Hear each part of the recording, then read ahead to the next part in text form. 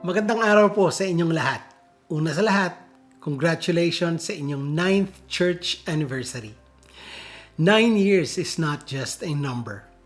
9 na taon ng panalangin, sakripisyo, pagtitiis. 9 na taong pag-asa.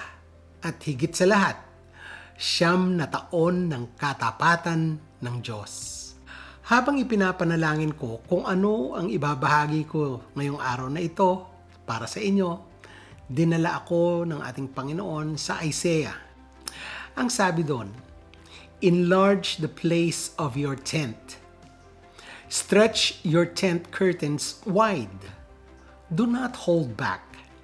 Lengthen your cords. Strengthen your stakes. Sa madaling salita, sinasabi ng Panginoon, maganda kayo para sa mas marami pa akong gagawin.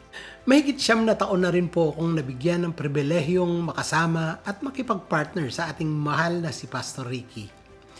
Sa mga taon na yon, nakita ko ang kanyang pagmamahal sa Panginoon, pagmamahal sa mga tao, sa kanyang asawang si Jen at mga anak, at ang kanyang katapatan kahit sa mga panahong hindi madali ang ministry.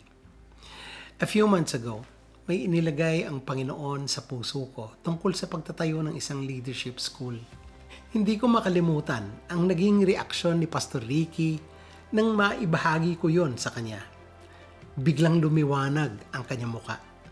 Hindi dahil bagong idea ito, kundi dahil kinumpirma ng Diyos ang isang bagay na gusto niyang gawin sa susunod na season ng ministry. At ang nakaka-amaze, hindi lang ito nananatiling vision. Naging action, naging movement, naging ministry. Ngayon, may mga volunteer teachers na, may principal na, may curriculum na, may leadership team na. At higit sa lahat, nag-provide na ang Panginoon ng lugar ng mga gamit habang hinihintay natin ang permanenteng provision niya. Church family, ito ang isa sa mga paraan kung paano kumikilos ang ating Panginoon. Bago dumating ang malaking harvest, naghahanda muna siya ng kanyang mga workers.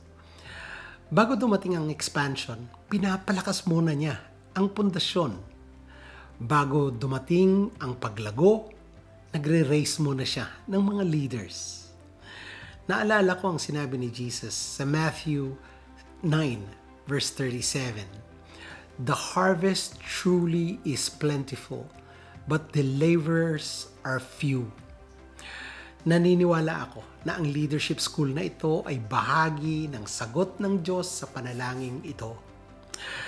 Hindi lang ito tungkol sa pagtuturo, hindi lang ito tungkol sa curriculum, hindi lang ito tungkol sa classroom. Ito ay tungkol sa paghubog ng mga sumusunod na laborers para sa kingdom ng Panginoon. Mga leaders na nagdi-disciple ng iba. Mga servants na naglilingkod ng may puso. Mga kalalakihan at kababaihang gagamitin ng Diyos sa mga susunod na henerasyon. Pastor Ricky, salamat sa pagiging open sa boses ng ating Diyos. Salamat sa iyong faithfulness. Salamat dahil noong marami ang nag-aalinlangan, pinili mong sumunod. Sa buong church family, salamat sa inyong pagtayo kasama ng vision na ito.